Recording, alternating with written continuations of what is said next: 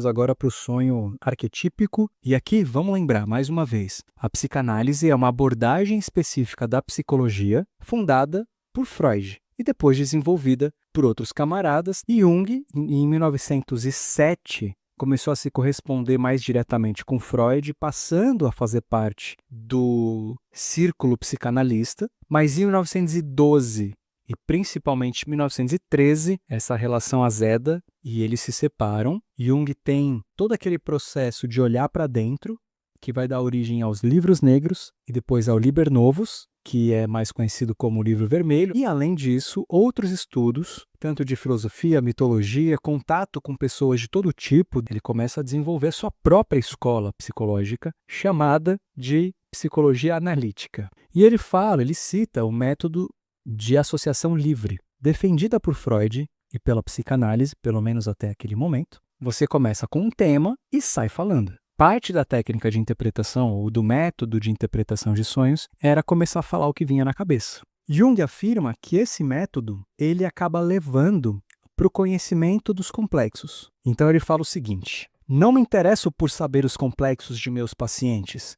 Quero saber o que os sonhos têm a dizer sobre os complexos, e não quais são eles. Quero saber o que o inconsciente de um homem está fazendo com os seus complexos. Eis o que decifro num sonho. Porque todo mundo tem complexo. E qualquer associação livre vai levar aos complexos. Eu não preciso analisar um sonho fazendo associação livre para eu chegar nos complexos. Ele tem em mente, quando ele vai lidar com um sonho, que é como se fosse um texto desconhecido. Porque a psicanálise, pelo menos daquela época, defende ou defendia que eu tenho um desejo reprimido que não posso realizar. O sonho é a realização simbólica daquele meu desejo.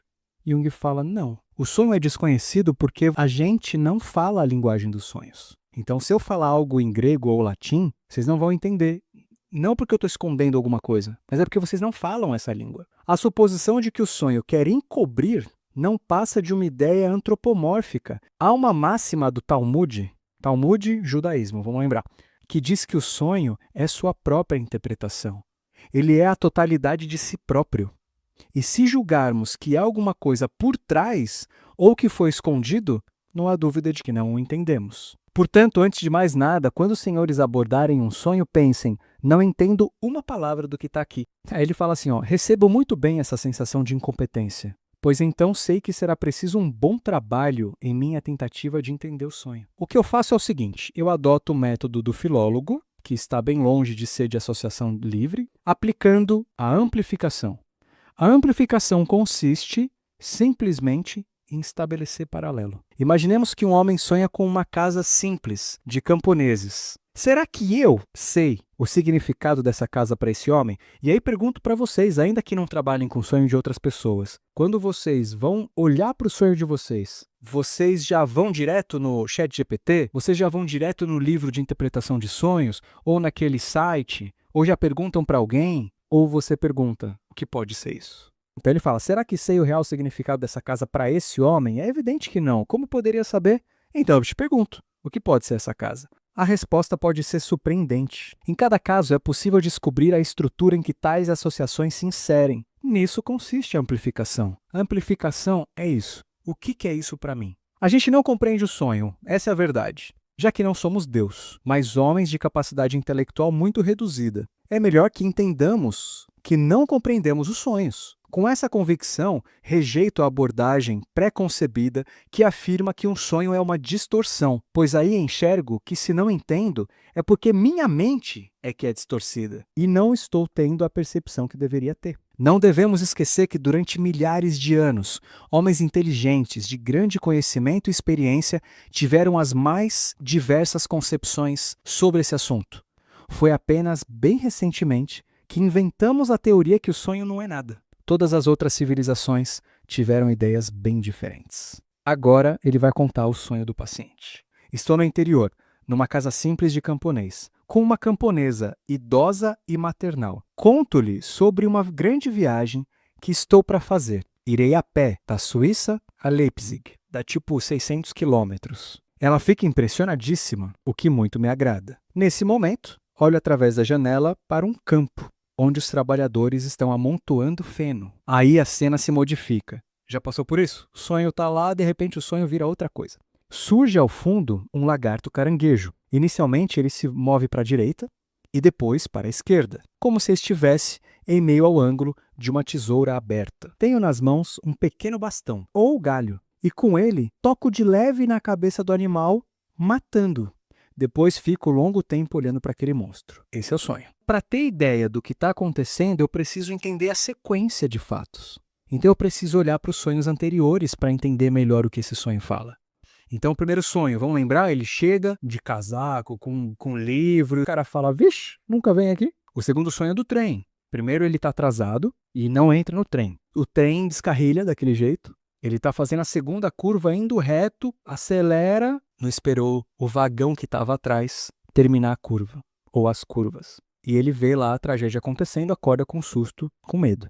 O terceiro sonho é esse. Agora chegamos à busca do contexto. Aí ele pergunta, quais são as suas interpretações com a casa simples de camponês? Ele diz, é a casa de Lázaros de São Tiago, perto de Basileia. Essa casa era um leprosário muito antigo, então o professor é vítima de um mal revoltante e contagioso. Ele é, portanto, um renegado da sociedade, estando na casa dos doentes. O lugar também é famoso por uma batalha lá travada em 1444 pelos suíços contra o Duque de Borgonha. O exército do Duque de Borgonha tentou invadir o nosso país, a Suíça, sendo posteriormente barrado pela vanguarda do exército suíço. Um corpo de 1.300 homens que combateu as formações da Borgonha, composta por 30.000 homens. Os comandantes, os líderes, falaram assim, não ataquem o exército do Duque de Borgonha, espera a retaguarda chegar. Só que quando os 1.300 caras começaram a ver o exército inimigo se aproximando, não conseguiram se segurar. Eles se jogaram na batalha. Conseguiram impedir, de certa maneira, um avanço maior, mas todos eles morreram. Então, já que o paciente trouxe tais informações, a gente deve considerar no contexto do sonho. Esses homens de vanguarda não esperaram a retaguarda chegar. Olha isso na análise dos sonhos. Se a gente olha para o trem, a gente tem a vanguarda não esperando a retaguarda. Então, começa a se repetir uma temática. A temática dos 6.000 pés a mais. Eu andei do nível do mar até 6.000 pés de altura, como a gente fez a metáfora lá no começo do episódio. E agora eu quero subir mais 6.000 pés, desinteressando pelo que eu já fiz até agora. Então Jung fala, para o que está caminhando esse homem? O que vai acontecer com ele? O sonhador tem a tendência de se precipitar para frente sem pensar em sua própria cauda. Pensa apenas como se fosse dotado de cabeça. Essa atitude do paciente é o motivo de seus sintomas, da tal da doença da montanha. Ele está nas alturas, sem estar preparado para isso. Ele esquece de onde veio. E ele fala assim, a casa e a camponesa idosa lembram-lhe a infância. Parece então que a mulher se refere à mãe. Devemos ser muito cautelosos nas suposições. Eis sua resposta à minha pergunta sobre a mulher. Então Jung pergunta, que associações que você faz com essa mulher? E ele fala o seguinte, é a senhora minha locatária. É uma pessoa mais velha do que ele, sem cultura e antiquada, vivendo logicamente num meio inferior ao seu. O paciente está muito nas alturas e esquece que a outra parte de seu eu é a família nele próprio. Por ser ele extremamente intelectual, o sentimento é a sua função inferior, não apresentando nenhuma diferenciação, tendo, portanto, a forma de sua locatária. Na primeira conferência, no primeiro episódio, eu falei sobre as 4 funções: sensação, sentimento, pensamento e intuição. Cada pessoa vai tendo gosto por uma dessas funções e acaba se tornando uma pessoa mais sensação, mais sentimento, mais pensamento, mais intuição.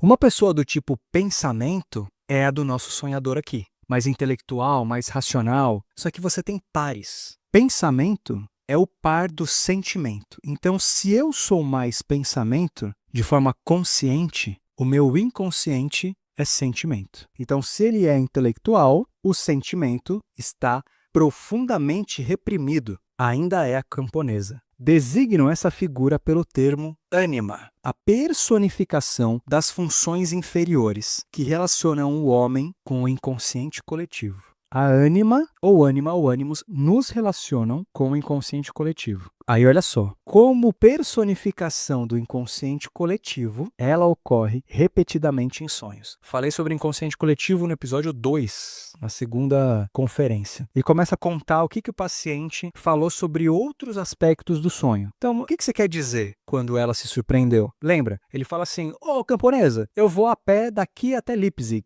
E ela fica impressionada. Aí ele fala o seguinte, gosto de me promover em frente a uma pessoa inferior. Quando converso com pessoas inferiores, gosto de colocar-me em primeiro plano. Infelizmente, sempre tive que viver num meio inferior. Isso é o paciente falando para o Jung. Olha só. Quando alguém se ressente da inferioridade de seu próprio meio, julgando-se bom demais para ele, é porque a inferioridade de seu interior é projetada no meio externo.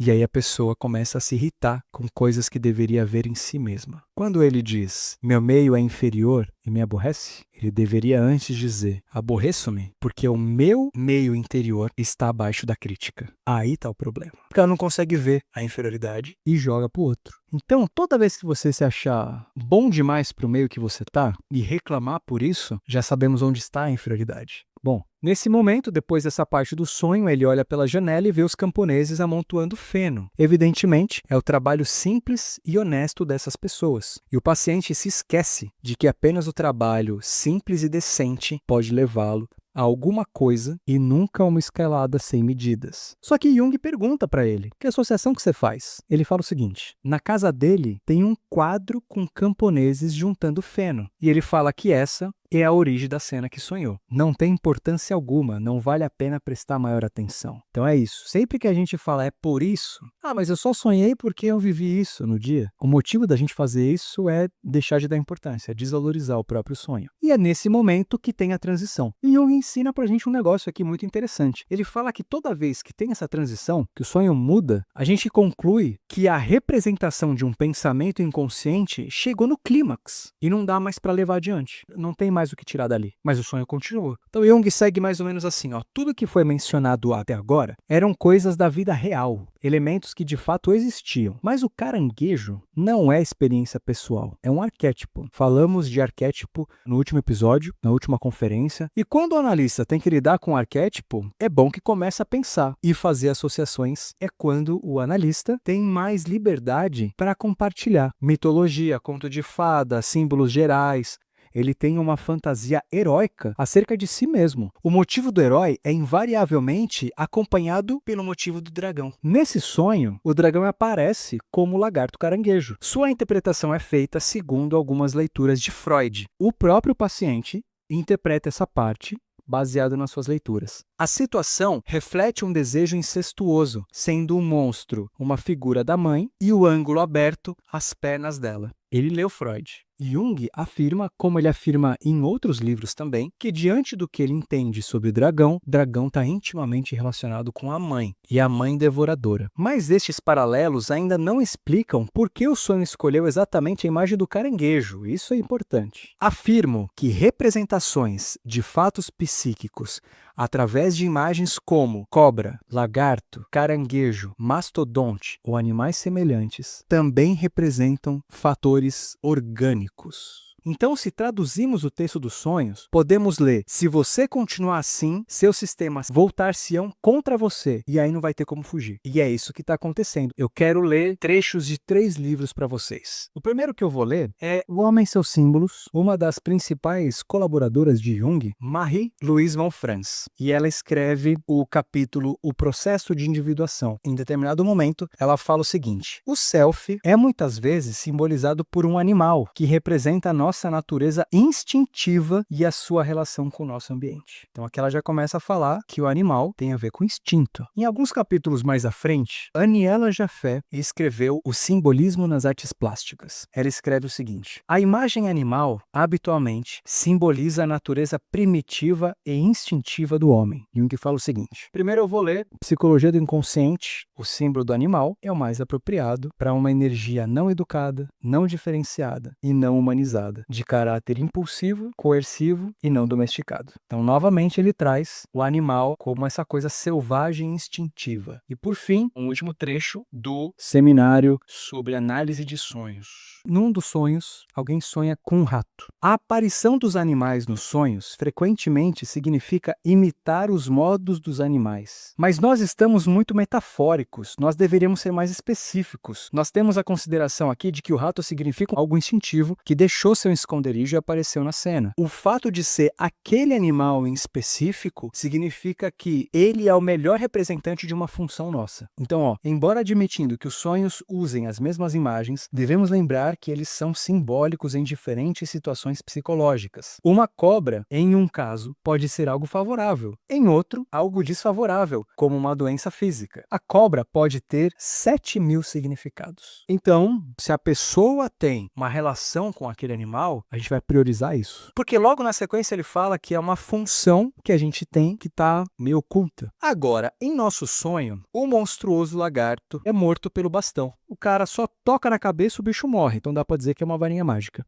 Aí Jung fala assim: o bastão é um instrumento. E nos sonhos, os instrumentos representam o que são na realidade. Recursos do homem para concretizar sua vontade. Uma faca é a minha vontade de cortar. Uma lança é um braço mais longo. Com um rifle, projeto minha ação e a minha influência a uma grande distância. O instrumento é o mecanismo que representa a minha vontade, inteligência, capacidade e percepção. Bem, o instrumento do paciente é a varinha mágica. Ele usa uma coisa maravilhosa para volatilizar o monstro. O sonhador pode fazer uso dessa idiotice a qualquer hora, sem esforço algum. Quer dizer, é um monstro e ele só faz um movimento com a mão e o problema acaba. O que isso significa realmente? Significa que o homem que estamos focalizando acredita que o perigo simplesmente não existe. Eis como se comportam as pessoas que só têm cabeça.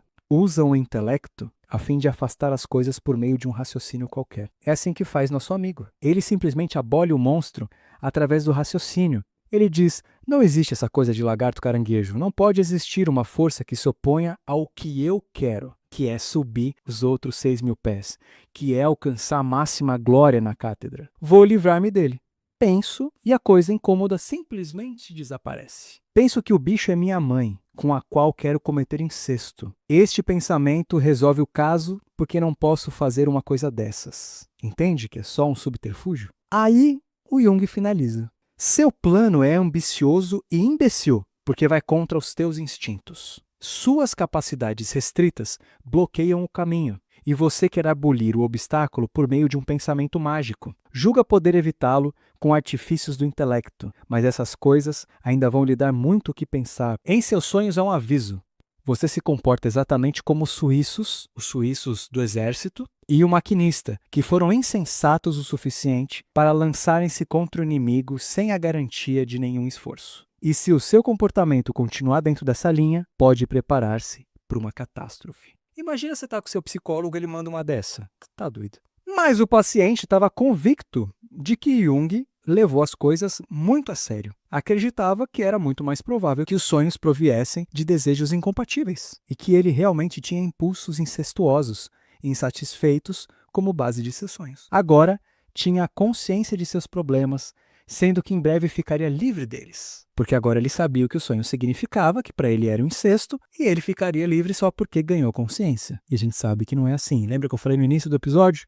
Como que os complexos se dissolvem? Vivenciando, experienciando, sentindo. Então Jung fala para ele: bom voyage, boa viagem. E ele nunca mais voltou. Levou seus planos adiante e não foram necessários mais de 3 meses para que ele perdesse o cargo e fosse para os diabos. Foi o seu fim. Ele se atirou contra o perigo fatal do lagarto caranguejo, sem entender as advertências. Assim a gente chega ao fim dos sonhos e parte para a discussão, que eu vou ser bem sucinto. Sempre vai ter um pouco do analista na conversa com o analisando. Isso sempre vai acontecer. Não tem treinamento que eu faça que eu me torne algo que não um ser humano. Vai continuar afetando como o ser humano afeta outro ser humano.